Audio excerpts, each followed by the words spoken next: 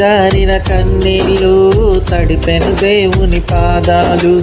ఇప్పటి నుండి నీ కళ్ళు చూచును దేవుని కార్యాలు.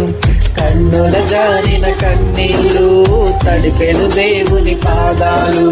ఇప్పటి నుండి నీ కళ్ళు చూచును దేవుని కార్యాలు. ఉందిలే